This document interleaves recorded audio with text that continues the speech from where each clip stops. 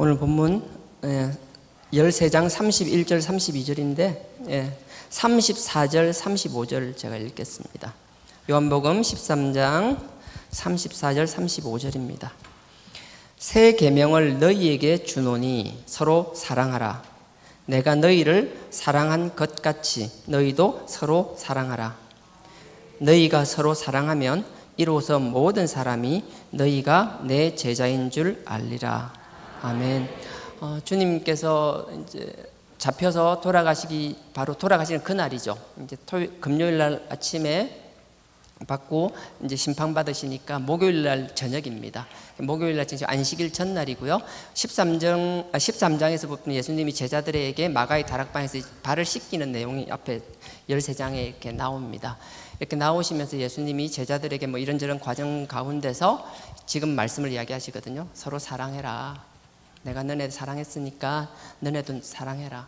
너네가 사랑하면 너네 사랑하는 모습을 우리가 인정하는 게 아니라 주변 사람들이 볼 때 우리가 사랑하고 있는 모습을 보게 되면 비로소 그때야 그 사람들이 너희가 나의 제자인 줄 알게 될 것이다 라고 얘기하고 있습니다. 우리가 뭐 그 어떤 말로 뭐 휘황찬란한 뭐 어떤 삶이 아니라 우리가 정말 사랑하고 있다라면 남들이 볼 때 우리가 정말 하나님의 그리스도의 도를 쫓는 하나님의 제자구나, 하나님의 자녀구나, 그렇게 인정할 줄 믿습니다.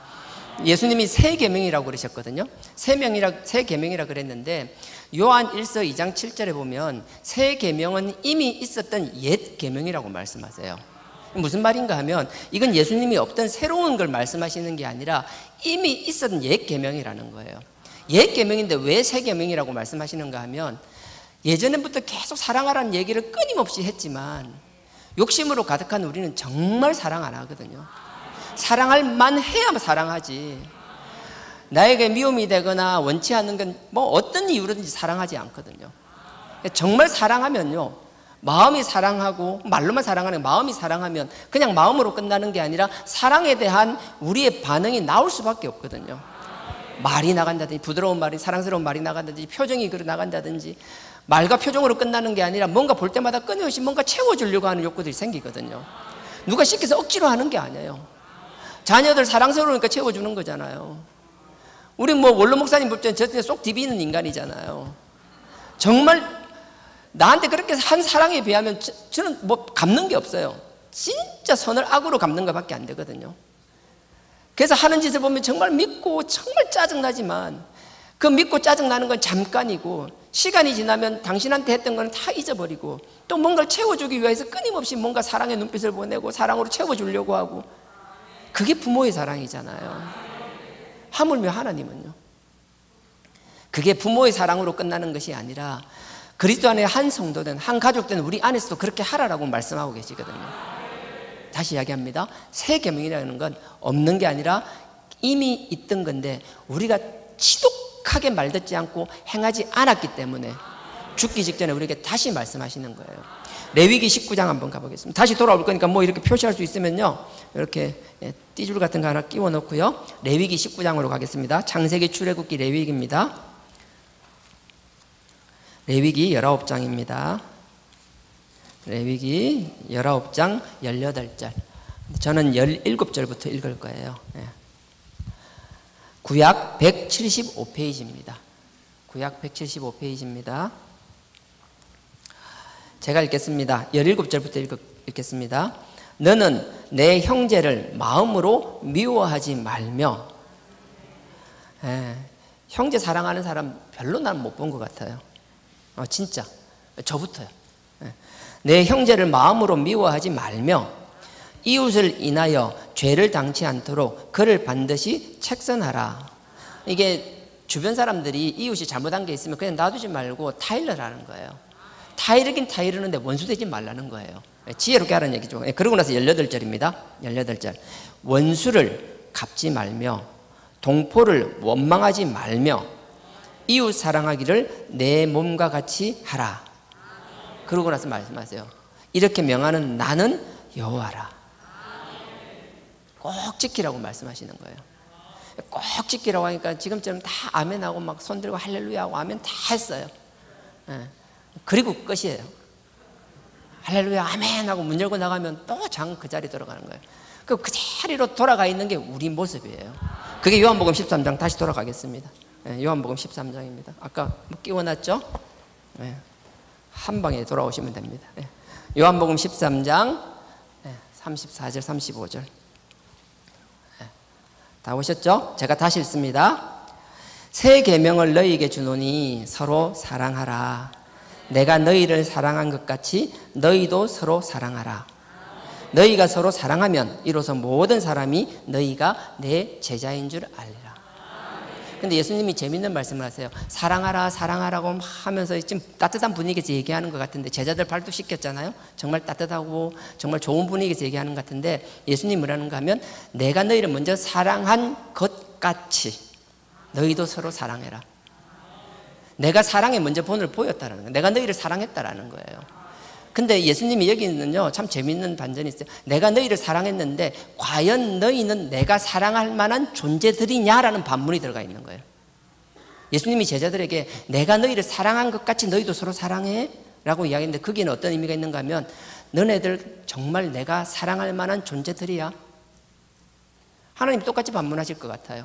지금도 여러분들에게 사랑 때문에 문제가 되는 분 계실 거예요. 사랑이 안 돼서 하라는데도 불구하고 남은 고사하고 정말 사랑해야 되는 혈육이고 가까운 사람이고 이 사람은 꼭 사랑해야 되는 사람임에도 불구하고 받은 은혜가 많고 빚진 것이 많음에도 불구하고 잠시 고마운 것 같았지만 시간이 지나고 그러니까 다 받은 은혜는 사라지고 자꾸 미운 마음만 들고 그런 사람이 있다라면 하나님의 말씀을 다시 한번 마음에 새겨보세요. 하나님이 우리에게 서로 사랑하라고 이야기하십니다. 우리는 하나님 보시기에 하나님이 사랑할 만한 사람들입니까? 정말 하나님이 우리를 보면 사랑할 만한 인간들입니까? 이 본문을 계속 곱씹어 볼수록 마음이 먹먹해졌어요. 마음이 먹먹해졌는데 그 예수님의 심정이 그 앞에 13장 21절 보십시오. 13장 21절입니다. 예수께서 이 말씀을 하시고 심령에 마음에 민망하여 정거하여 가라사대 내가 진실로 너희에게 이르노니 너희 중 하나가 나를 팔리라. 주님께서는 지금 제자들에게 내가 너희들 사랑한 것 같이 너를 사랑해 라고 얘기하는 거예요. 내가 너희를 사랑한 것 같이 사랑하라고 이야기하시면서 주님은 마음속에 이렇게 얘기하는 이 앞에 한 사람이 나를 배신하고 나를 팔 거라는 걸 알고 계셨어요. 그러니 그 말을 하면서 그 마음속에 이게 민망하다는 게 너무너무 괴롭다는 이야기예요. 내가 너네한테 이 이야기하는데 내 마음이 너무 괴롭다는 거예요. 그러면서 예수님이 당신의 마음이 얼마나 괴롭고 힘든지를 한 가지 예를 드는 게 그 앞에 18절입니다. 18절요. 제가 읽겠습니다. 내가 너희를 다 가리켜 말하는 것이 아니라 내가 나의 택한 자들이 누구인지 알미라. 너희 12명 중에서 다 얘기하는 게 아니라 나의 택한 자라는 건 누가 배신할지 나는 안다라는 거예요. 그것도 하나님이 나에게 맡긴 그 나의 권한 중에 하나라는 거예요. 나의 권세 중에 하나라는 거예요. 내가 허락하지 않으면 너희들이 그렇게 할 수 없다라는 거죠. 그러니까 택한 자들이 누구인지 알미라. 그것입니다. 이제 그러나 내 떡을 먹는 자가 내게 발꿈치를 들었다 한 성경을 응하게 하려 한 것이라. 이게 그냥 읽으면 넘어가면 뭐 발꿈치 누가 들었네 하고 말 것 같은데 이 구절 안에는 예수님의 정말 아픈 마음이 그대로 녹아 있어요. 이 말씀이 어디서 난가? 오늘 새벽 예배 10편 40편을 했는데 41편에 보면 그 다윗의 자기가 막 원수한테 당한 것도 있지만 믿었던 사람한테 배신당했을 때 마음이 어땠는지가 쭉 설명되어 있거든요. 10편 41편 아까 다시 이렇게 뭐 하나 끼우고요. 10편 41편입니다. 10편 41편 왼쪽으로 가면 되죠. 10편 41편 9절일 겁니다. 41편 831페이지입니다. 831페이지입니다. 10편 41편입니다. 831페이지 제가 읽겠습니다. 41편 9절입니다. 나의 신뢰하는 바, 내가 정말 믿고 의지한다고 신뢰한다라는 거예요. 나의 신뢰하는 바, 내 떡을 먹던 나의 가까운 친구도 나를 대적하여 그 발꿈치를 들었나이다. 이게 무슨 말인가 하면 다윗이 얘기하는 거예요. 내가 정말 신뢰하던 사람, 내가 신뢰할 뿐만 아니라 내 떡을 먹는 사람이에요. 지가 집앞벌이 하는 게 아니라 내가 살려주는 사람, 나에게 와서 얻어먹는 사람, 그러니까 나의 백성, 뭐 왕이니까 그럴 수 있겠지. 당연히 그런 거죠. 내 떡을 먹던 내가 신뢰하던 사람이 발 뒤꿈치를 들었다라는 거예요.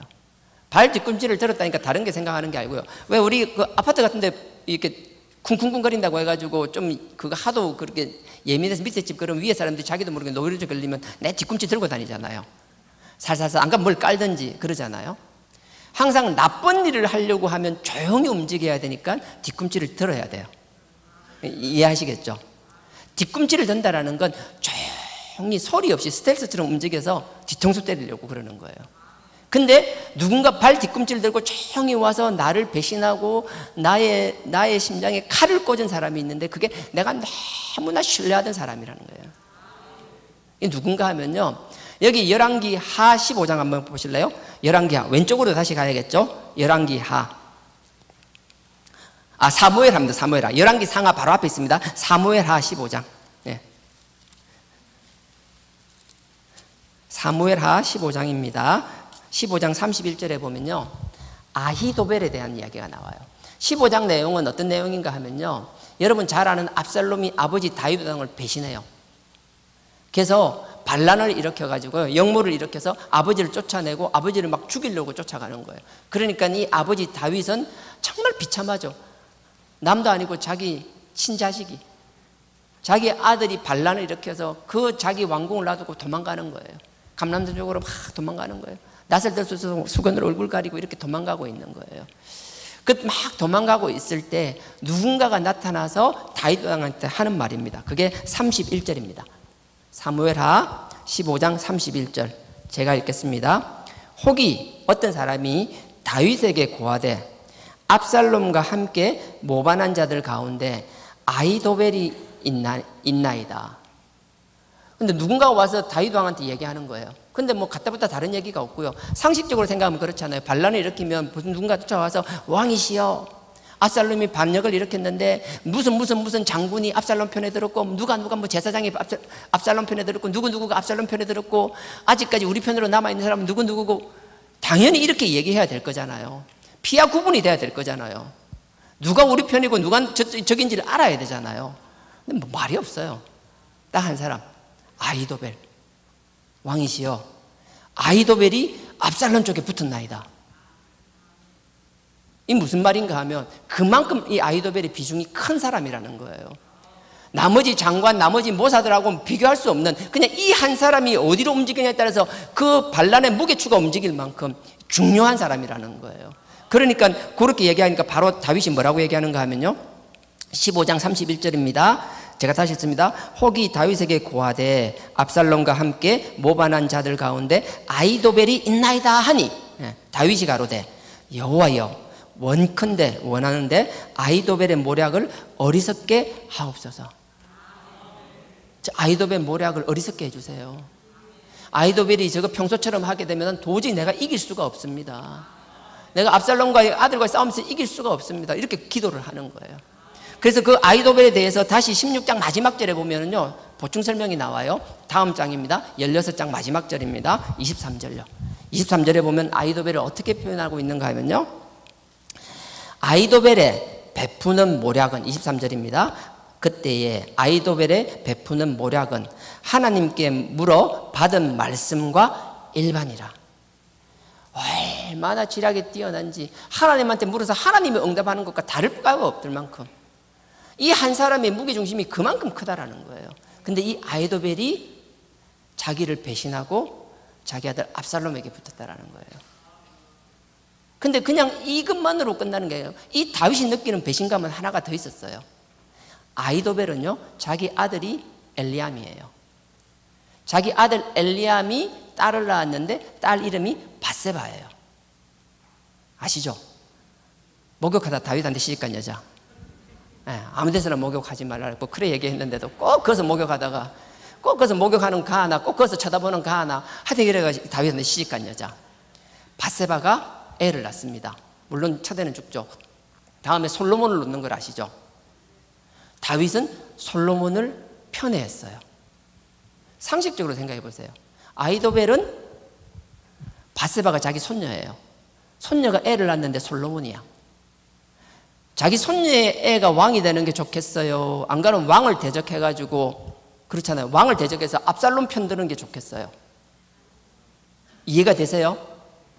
다윗 입장에서는 그 누구도, 다른 사람은 몰라도 이 아히도벨만큼은 자기의 손녀의 아들이 솔로몬이니까 당연히 그쪽으로 왕권이 가야 될 생각하고 절대 자기는 배신할 거라고 상상도 못했을 거예요. 그렇잖아요. 상식적으로 생각해 보세요. 너무 어렵나요? 다들 달나라 가 있는 분들 같아요. 그러니까 다윗 생각해 보세요. 다른 사람은 닿더라도 이 모사 중에 모사인 아히도벨만큼은 자기 편을 들어야 되는데, 이게 자기 손녀의 아들을 그거 포기하고 압살롬 편을 드는 거예요. 그 상실감이 얼마나 컸겠어요. 말로 상상 못할 만큼 컸을 거라고요. 그걸 여기 막 표시한 거예요. 41편에. 근데 예수님은 이 이야기를 끄잡아오면서 내가 지금 다윗이 아히도벨에게 느꼈던 그 배신감과 같은 배신감을 지금 내가 느끼고 있다는 거예요. 도저히 남은 누가 뭐라 하더라도 나는 너희를 철석같이 믿었는데 3년 반을 함께하며 내가 너희들을 위해서 무엇을 못해줬고 무엇을 안 보여줬으며, 정말 남들은 한 번 지나가다 내 손길 한 번 스친 것만으로 인생이 바뀌고 평생 나를 줬는데, 그 긴 시간을 함께하며 하나님의 사역을 같이 했던 너희가, 설마 너희가, 그 설마 했던 사람이 예수님을 배신하고 예수님을 팔아버립니다. 다시 요한복음 돌아가겠습니다. 13장입니다. 요한복음 13장 26절입니다. 예수님께서 정말 믿었던 사람, 이 사람은 정말 아닐 것 같아요. 처음엔 저는 항상 베드로를 생각했거든요. 근데 오히려 예수님은 베드로보다 이 사람을 더 믿었던 것 같아요. 26절입니다. 제가 읽겠습니다. 그 앞에 내용은 잘 아실 겁니다. 예수님이 그래요. 내가 누군가 나를 팔 거다라고 앞에 지금까지 이야기해왔죠. 그러니까 제자들이 물어봐요. 서로 누군지 궁금할 거잖아요. 서로 우리 가운데 누가 한 명이 예수님을 배신한다고 누구지? 그런데 식사할 때 당시에 이제 마지막 6월절 만찬에, 평소에는 그렇게 안 먹어요. 큰 잔치가 있거나 만찬이나 6월절 큰 잔치 때는 그냥 평소처럼 식탁에서 먹는 게 아니라, 그때는 평민들도 그렇게 못 먹는, 우리도 명절 때 보면은 뭐 추석이나 설날 되면은 보통 사람들도 막 거하게 뭐 왕이 먹는 진수성찬이라면서 뭐 튀김도 하고 막 온갖 사내진미를 차려놓고 막 먹잖아요.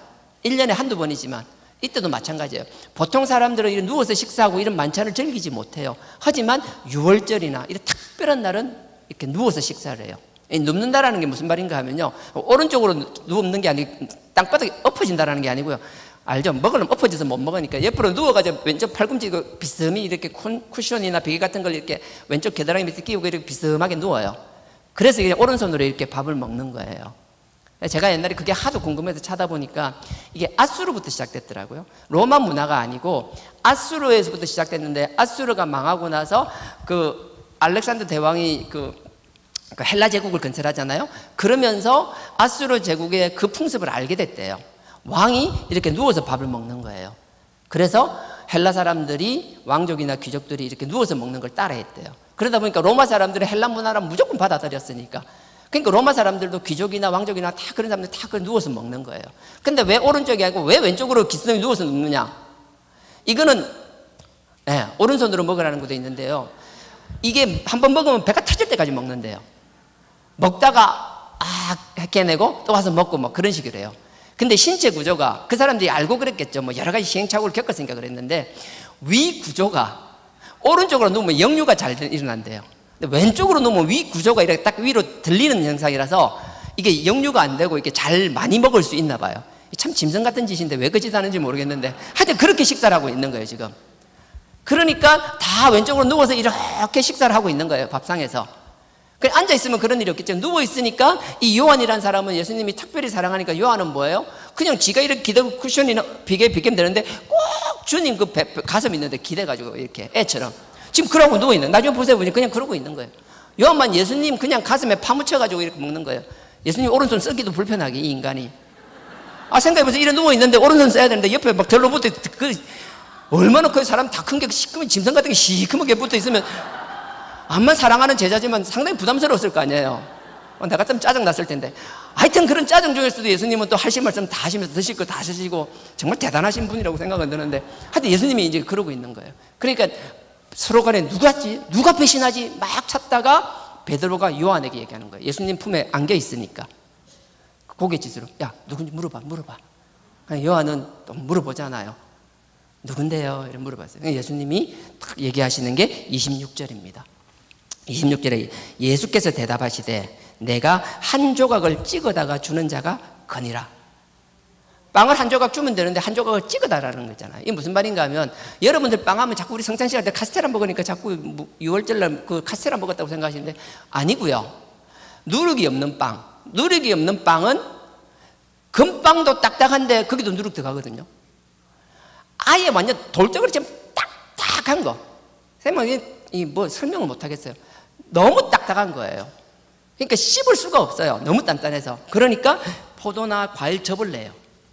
접을 내고. 옛날 우리 집에서 보면 마늘 따질 때 저울통 같은 거 있잖아요. 거기다 막 접을 내요. 그러면 거기다가 그 무교병이죠. 이걸 콕 찍으면 좀 촉촉해질 거잖아요. 그렇게 찍어서 먹어요. 예수님이 그냥 빵을 이렇게 탁 포도즙인지 과일즙인지 알 수는 없겠지만 하여튼 접에다 탁 찍어서 주는 거예요. 그러면서 내가 이걸 주면 이 주는 사람이 나를 배신할 사람이다. 그렇게 얘기하는 거예요. 그럼 우리는 금방 알잖아요. 내가 막 해서 내가 권사님을 주든 누가 주든 탁 주면 저 사람이네 금방 다 알 거잖아요. 근데 놀라운 일이 일어납니다. 26절 제가 다시 읽어볼게요.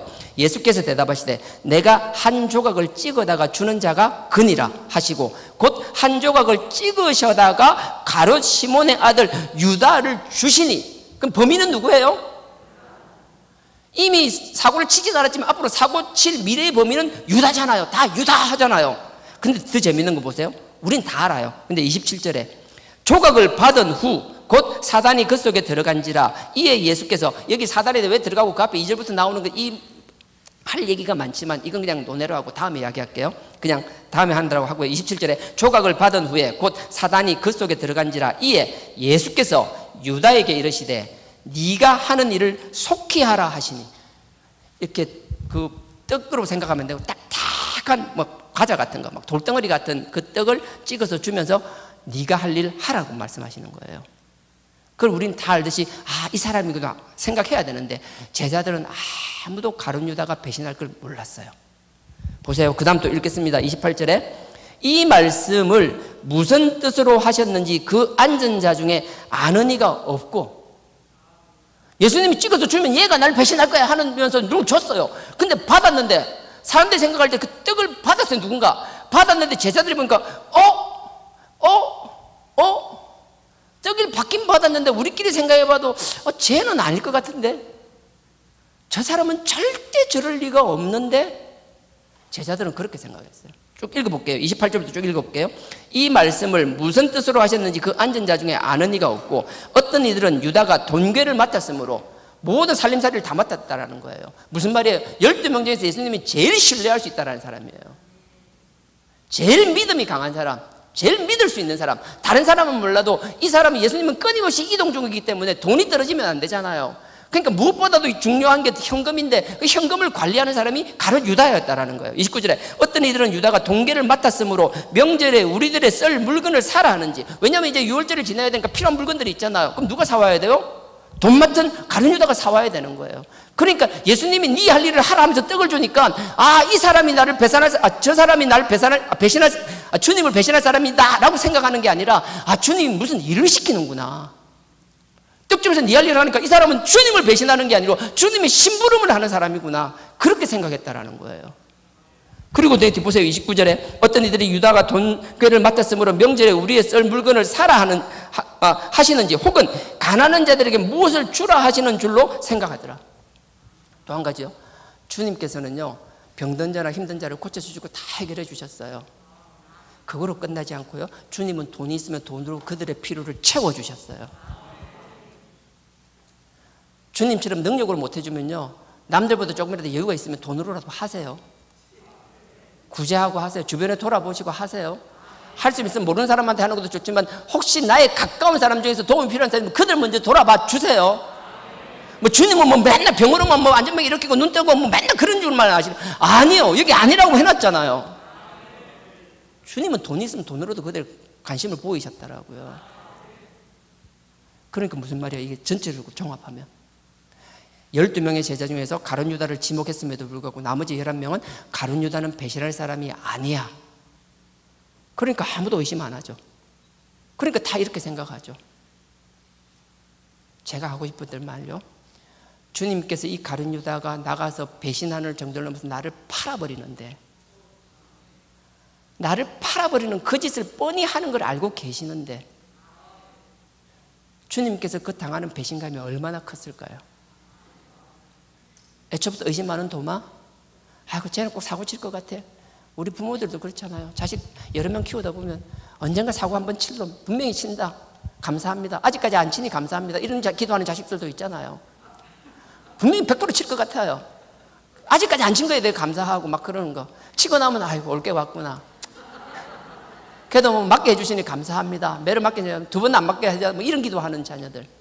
반면에요, 어릴 때부터 어머니 부모님의 뜻을 한 번도 거스르지도 않고 바라는 것 이상으로 해오고 정말 착하고 말이야. 어디 막 누구한테 자랑해도 부끄럽지 않을 그런 자녀들. 정말 믿었던 자녀. 정말 잘 성장했어요. 그리고 내가 어느덧 힘들어졌어요. 내가 정말 자녀의 도움을 필요로 할 때가 되었어요. 근데 그 말 많고 탈 많던 그 녀석은 나를 돌아보고 챙겨주는데, 내가 그렇게 사랑하고 아끼고 챙겨줬던 그 녀석은 막상 내가 힘들고 가진 거 없고 지한테 도움 안 되니까 쳐다보지도 않고 관심도 없는 그런 자녀. 그걸 떠나서 지 살 길 산다고 그냥 떠나버리는 자녀. 그런 자녀들 둔 부모님들은요 정말 마음 아프잖아요. 근데 그 아픔도 여기에 비교가 될까요?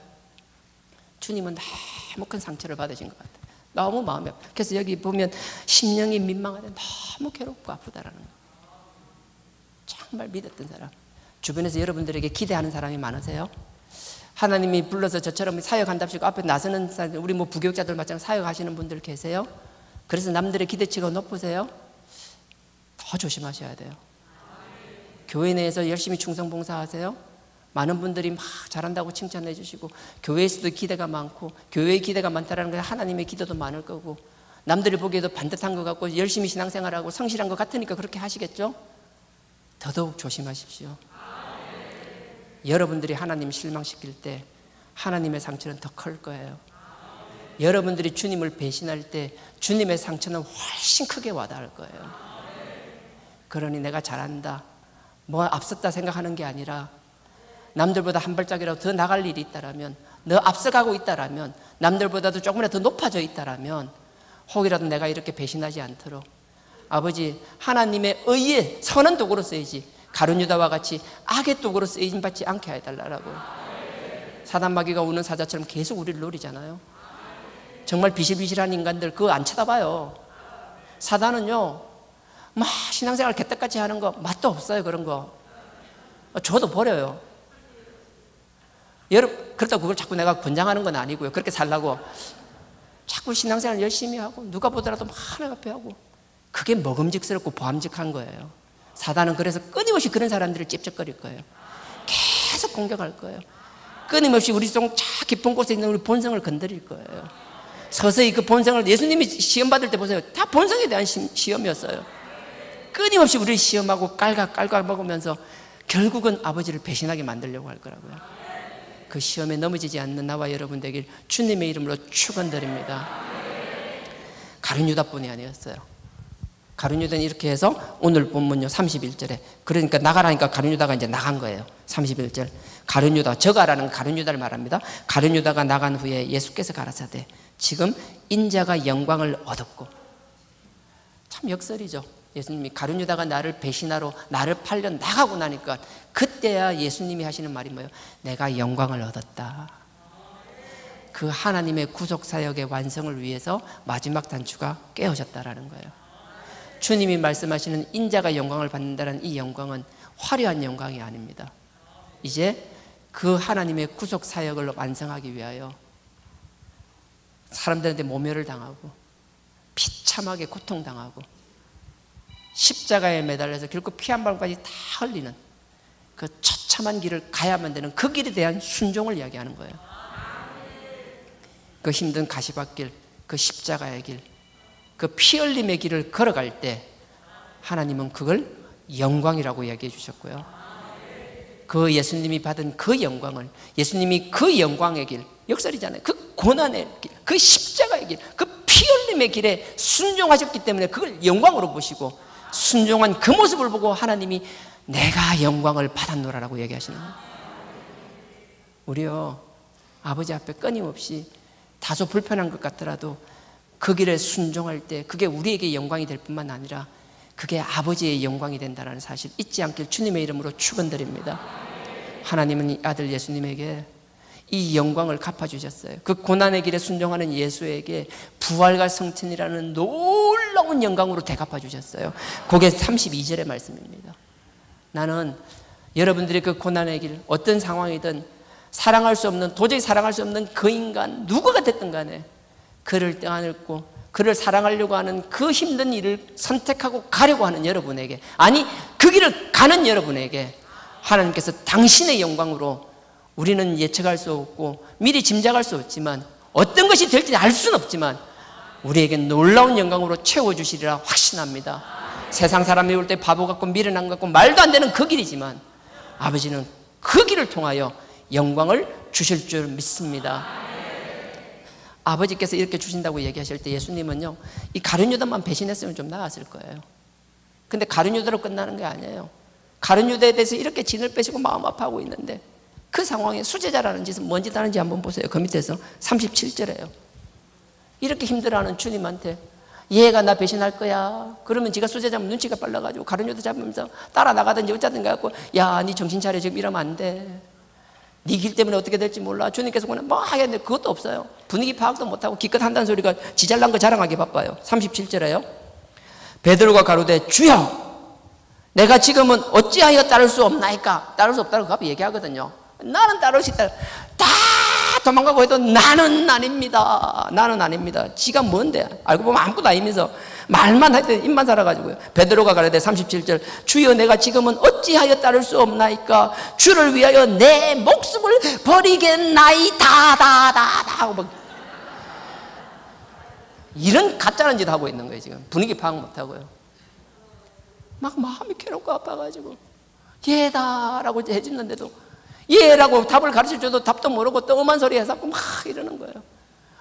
얼마나 답답하겠어요. 뭐 첩첩산중에 있을까. 나는 여러분 웃지만 이 상황에서 주님 입장 한번 대보세요. 속이 고구마 100개를 먹은들 이렇게 답답하겠냐고요. 얼마나 답답하겠어요. 그래서 주님께서 38절에 얘기하시잖아요. 예수께서 대답하시되 네가 나를 위하여 네 목숨을 버리겠느냐? 네가 진실로 엄청 강조하는 거죠. 확실하다라는 거예요. 너에게 이르노니 닭 울기 전에 네가 3번 나를 부인하리라. 네 지금 죽겠다고 큰 소리 치는데 결국 봐, 조금만 있으면 너 나 배신할 거야. 부인할 거야. 주님께서 사랑하셨으니 너희도 사랑하라고 이야기했죠. 내가 너희를 사랑한 것 같이, 주님께서 말씀하시면 내가 너희를 사랑한 것 같이의 그 것 같이 하고 있는 여러분과 나는 어떻게 해요? 지금 가룟 유다와 베드로와 뭐가 다르냐고요. 사랑할 만해서 사랑하는 게 아니라니까요. 막 가슴이 미어터지고 답답하고 괴로워 죽겠는데 나를 그렇게 괴롭게 하는 너희를 내가 사랑하니까, 나도 지금 이렇게 이 심정으로 너희를 사랑하니까 제발 너희도 서로 좀 사랑해 줄래? 남은 고사하고 네 혈육이라도 진정으로 좀 사랑해 줄 수 있겠니? 이렇게 간절히 부탁하시는 거라고요. 이 주님의 절규가 느껴지세요? 이게 들리세요? 베드로가 이랬을 때 우리도 실망 안 시키는 우리 도마 선배님 또 옆에 보세요. 5절에 보면요, 주님께서 내가 이래니까 내가 막 천국 가서 군배하러 간다, 내가 가서 너네들 다 데려간다고 막 거기를 알겠다고 막 얘기를 하니까 실컷 얘기 듣던 도마라는 제자가 딱 한다는 소리가 그거예요. 5절에요. 도마가 가로되 주여 어디로 가시는지 우리가 알지 못하거늘 그 길을 어찌 알겠습니까? 실컷 설명해 주니까 3년만 쫓아나고 해서 결론적으로 죽기 전날 해갖고 뭔 소리 하는지 모르겠는데요. 해서 뭐가 달라요 우리랑요? 맨날 지 기준으로 지 생각으로 막 하다 지 생각과 다른 말씀하면 뭔 소리 하는데요? 모르겠는데요. 기껏 이런 소리나 해서 그 막 주님의 답답한 심정을 막 도마가 옆에서 막 더 답답하게 하니까 또 옆에서 빌립이 그 밑에 8절 보면 거기다 또 대못을 박잖아요.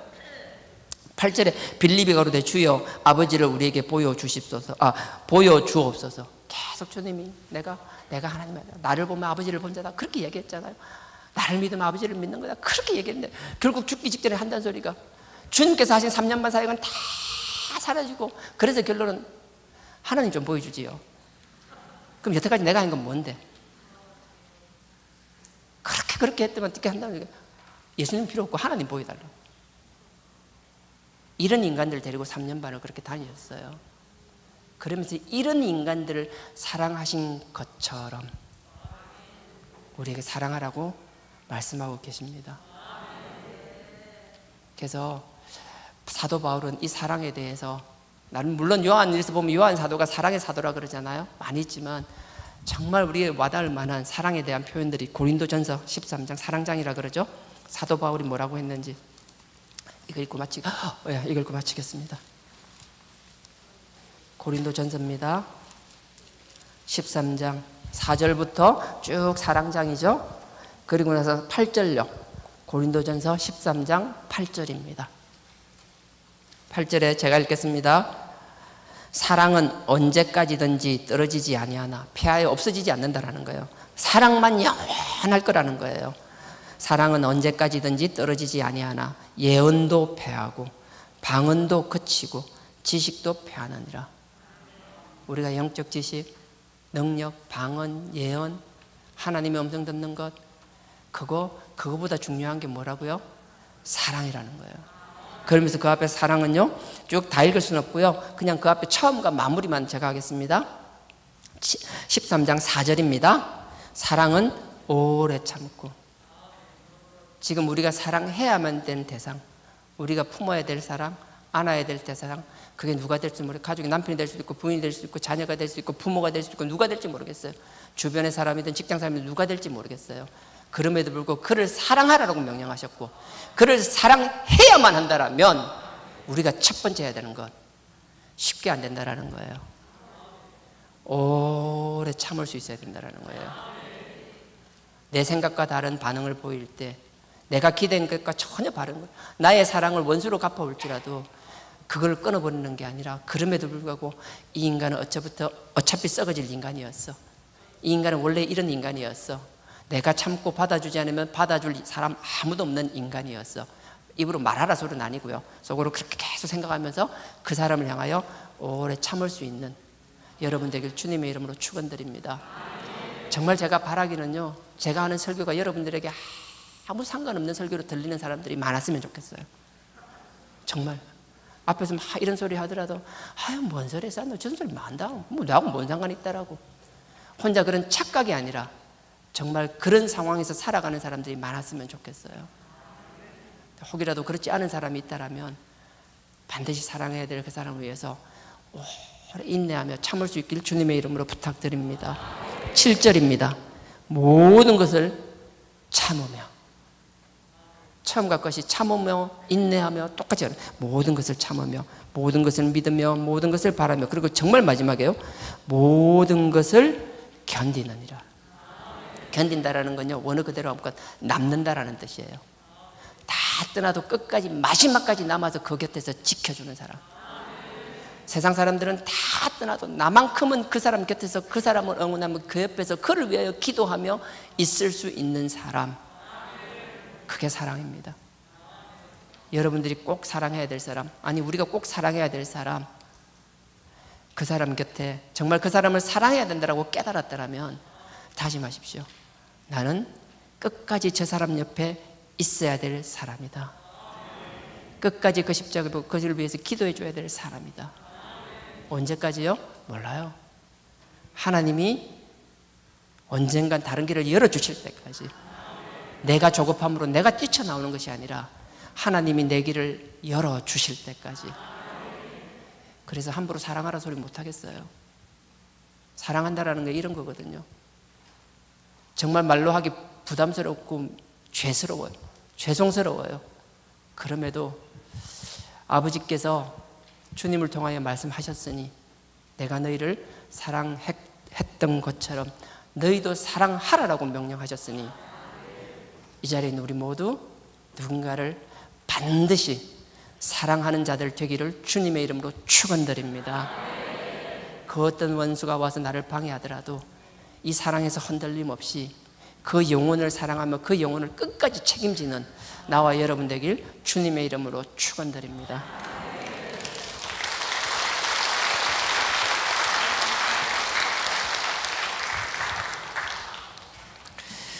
예수의 이름으로 나는 일어서리라. 주가 주신 능력으로 나는 일어서리라. 원수가 날 향해 와도 쓰러지지 않으리. 주가 주신 능력으로, 주가 주신 능력으로, 주가 주신 능력으로 일어서리라.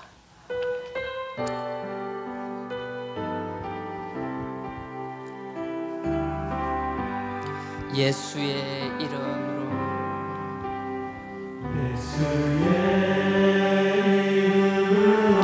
나는 일어서리라.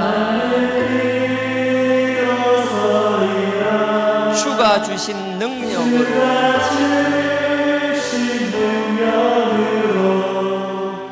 나는 일어서리라.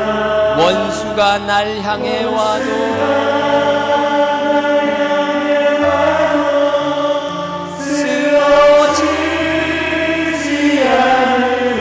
주가 주신 능력으로, 주가 주신 능력으로, 주가 주신 능력으로,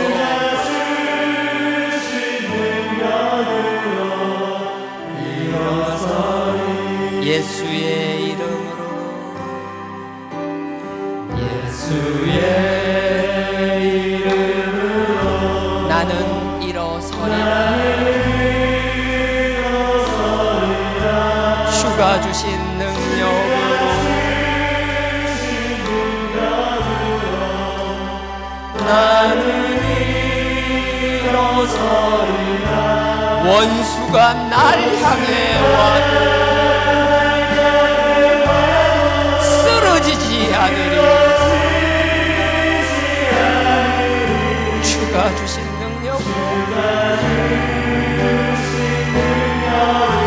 주가 주신 능력으로, 주가 주신 능력으로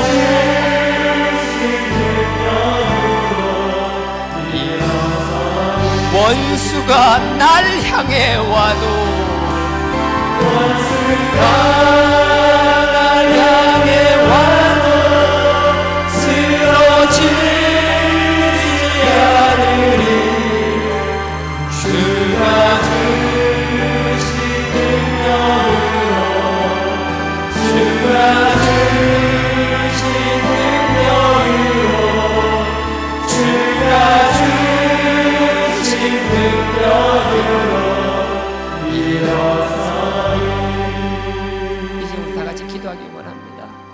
주님은 정말 괴로운 심정으로, 그 답답한 심정으로 당신을 괴롭히고 답답하게 하는 그들을 사랑하셨습니다. 아버지께서 그들을 제자로 주셨으니 끝까지 그들을 책임지셨습니다. 아버지도 우리에게 사랑할 대상을 주셨습니다. 그 사랑할 대상을 끝까지 책임지라고 말씀하십니다. 아버지 하나님, 내 힘으로 사랑할 수 없습니다. 잠깐의 사랑은 할 수 있지만 이 사랑을 지속할 수 없습니다. 아버지께서 나에게 인내를 허락하시고 오래 참을 수 있는 힘을 주셔서 끝까지 그 사랑 다 하게 하여 달라고. 모든 사람이 다 떠날지언정 나는 마지막까지 그 자리에서 나의 사랑을 다 하게 하여 달라고. 이 시간 다 같이 주여 삼창하고 기도드리시겠습니다. 주여, 주여, 주여. 아버지 하나님, 아버지 하나님, 아버지를 사랑하게 하옵소서. 끝까지 참고 인내하게 하옵소서. 모든 사람이 떠날지언정 나는 끝까지 나와 아버지께 주신 그 사랑의 사명을 다 감당하게 하옵소서. 아버지여, 사랑을 가지고 책임지시옵소서. 아버지의 사랑은 책임을 갖고 있습니다. 아버지, 우리가 맡은 바 책임을 다하게 하여 주옵소서. 아버지 하나님, 내가 얼마나 교만하였는지, 내가 아버지 앞에 잘 보이고자 하는 욕심 때문에 얼마나 잘나가고 얼마나 열심히 하는 척하며 얼마나 많은 간식으로 생활했는지, 아버지 앞에 잘 보이기 위해 욕까지는 다 했으나 막상 아버지께서 힘내시고 아버지께서 나의 손길을 원하시며 아버지께서 나의 도움을 원하시며 아버지께서 나와 함께 있기를 원하시며, 아버지, 나는 아버지를 배신하고 떠났나이다. 나는 아버지를 모른다고 부인하였나이다. 아니, 나는 아버지를 팔아먹은 죄인이었나이다. 아버지 하나님 용서하옵소서. 아버지여, 가족도 사랑하지 못하는 저를 용서하옵소서. 아버지여, 누구보다 더 우리의 혈육을 사랑하는 저희들 되게 하옵소서. 아버지여, 바둑이 없고 바둑이 없고 아버지여, 그들을 통하여 배신을 당하였기 때문에 원하옵니다. 아버지여, 그럼에도 불구하고 아버지 그들이라도 그들을 위하여 기도하는 저희들 되게 하옵소서. 아버지, 우리가 무엇을 수 없더라도 아버지, 우리의 손길이 갈 수 없고 우리가 갈 수 없다면 아버지, 우리의 마음이라도 드리고 주옵소서. 아버지, 그들을 향한 눈길이라도 늘 수 있도록 아버지, 그들을 향한 따뜻한 시선이라도 늘 수 있도록 아버지, 우리를 인도하여 주옵소서. 아버지를 수르게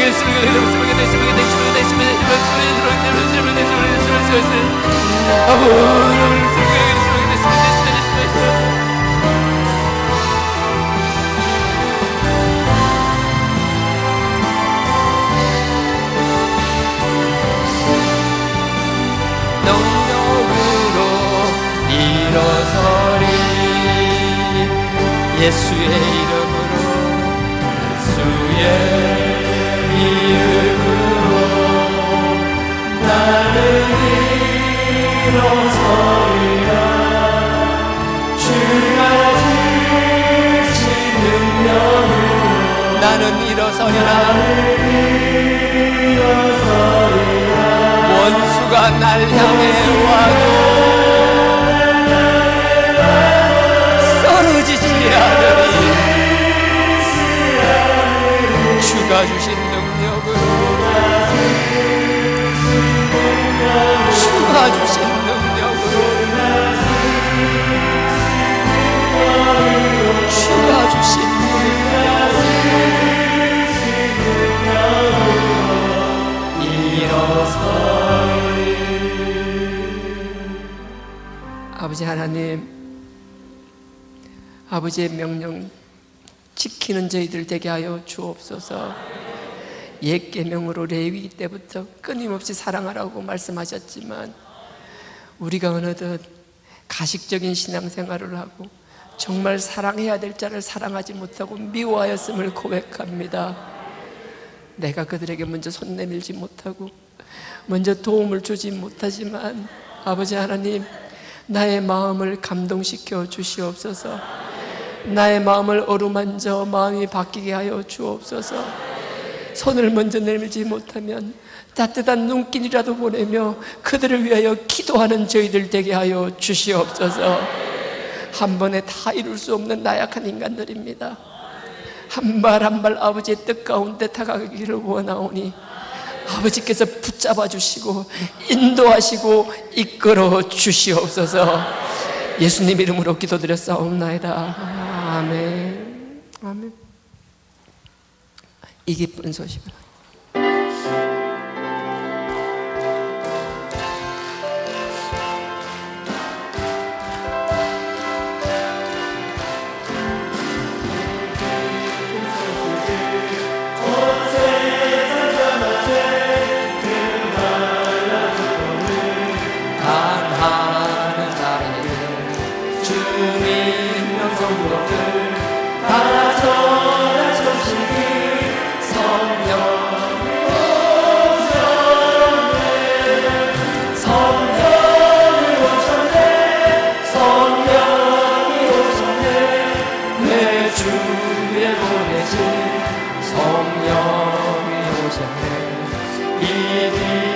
소식을 온 세상 전하세.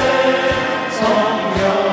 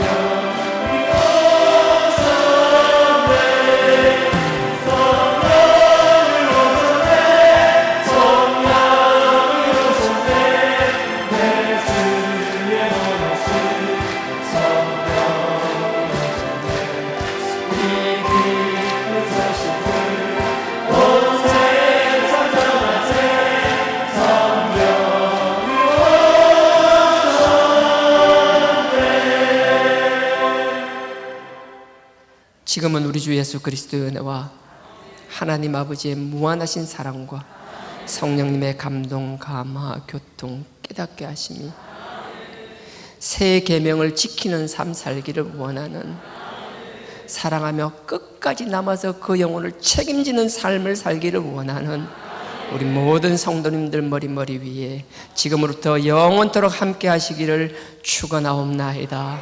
아멘.